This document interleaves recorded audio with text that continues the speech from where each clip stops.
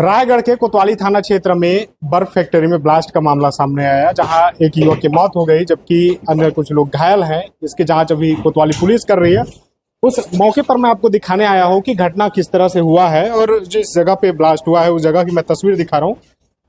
और ये तस्वीरें देख लीजिए, यही जो है बर्फ बनता था, बर्फ फैक्ट्री, और बर्फ फैक्ट्री के भीतर जो हादसा हुआ है उसके बाद जो स्थिति है, देखिए आप किस तरह से जो सामान है वो बिखरे हुए हैं, जो किस तरह से भयावह मंजर रहा होगा उसका अंदाजा आप लगाइए। जूते जो है वो निकल कर दूर छिटक गए हैं और फर्श में आप तस्वीरें देख लीजिए, किस तरह से जो खून के निशान है वो दिखाई दे रहे हैं। इसके अलावा आप सामान देखिए, पूरी तरह से अस्त व्यस्त हो गए हैं। और बताया जा रहा है कि हादसा इतना भयानक था कि जो स्टील के कंटेनर थे वो स्टील के कंटेनर पूरी तरह से फट चुके हैं। और यहाँ पर देखिए, बताया जा रहा है कि इसी कंप्रेसर में जो गैस है उसको रिलोड किया जा रहा था या रिफिल किया जा रहा था, जिसके बाद यह हादसा हुआ है।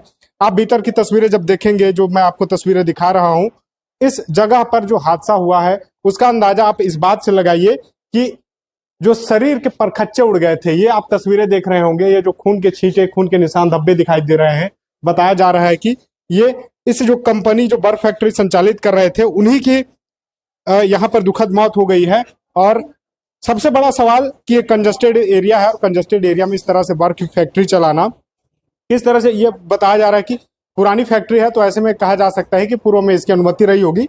लेकिन अब पुलिस और प्रशासन के सामने एक बड़ी जिम्मेदारी हो गई है कि सारे जो उद्योग हैं उसकी जांच हो और शहरी इलाकों में जो उद्योग चल रहे हैं उसकी भी एक जांच हो। क्योंकि ये हादसे जो है, अब जो तस्वीरें निकल कर सामने आई है, ये इनका निवास स्थल भी यहीं पर था और जो कुछ लोग हैं जो बर्फ को लेने आए थे वो भी यहीं पर आए हुए थे। ऐसे में वो लोग भी घायल हुए हैं। आप तस्वीरें देख लीजिए, यही बर्फ बन रही थी और बर्फ को उठाने के लिए जो यहाँ पे बर्फ है वो बनता है और बर्फ को उठाने के लिए यहाँ पे पुली का इस्तेमाल होता है। पुली सिस्टम जो है, या यूं कहें जो पूरा सेटअप है वो बनकर तैयार हो गया था। और आप देखिए तस्वीरें, ये बर्फ है, बर्फ जो हादसा हुआ, जो धमाका हुआ, उसके बाद बर्फ पिघल करके इस आकार में बचा हुआ है। इसका अंदाजा आप इस बात से लगा सकते हैं कि जो दीवार है, दीवार में क्रैक आ गए हैं, जो बीम है, जो कॉलम होते हैं वो सब क्रैक आ गए हैं और खून के जो निशान है वो हर तरफ दिखाई दे रहे हैं। और ये वही बर्फ फैक्ट्री है जहां पर हादसा हुआ और हादसे में जो इसके संचालक हैं उसकी मौत हो गई है। और आप ये एक तस्वीर देख लीजिए, यही उनका निवास है। और जो परिजन उनसे बातचीत करते हैं, भैया नाम क्या है ना? मेरा नाम यश वर्मा है। वर्मा जी, एक बात बताइए, हादसा क्या हुआ, क्या पता चला आपको इसके बारे में? देखिए, मुझे तो मालूम नहीं था ये सब चीज़ हुआ है करके। मैं बाहर था, मतलब मैं काम से था, थोड़ा आया, मुझे मालूम पड़ा कि ऐसा हादसा हुआ है। कंप्रेशर अपन मशीन होता है जो पे एक्सचेंज करते हैं गैस वगैरह, जो रिजेंटल गैस होता है वो एक्सचेंज कर रहे होंगे, तो कुछ लीकेज विकेज होगा, उस कारण से हादसा हो गया। ये कितने लोग रहे होंगे? संजय भैया थे, एक स्टाफ था, दो स्टाफ और होंगे तो मुझे नहीं पता। दो जने। आप भी यही पर थे सर? नहीं, बाद में आया था, जैसे जानकारी है।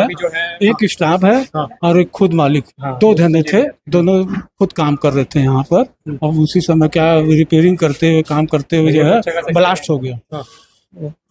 सिलेंडर बता रहे थे एक्सपीरियंस है भैया, वो बहुत सारे पापा जी को, अंकल जी को एक्सपीरियंस था, उनको भी बहुत एक्सपीरियंस था, शुरू से ही वो सब काम करते आ रहे हैं, बचपन से ही करते आ रहे हैं।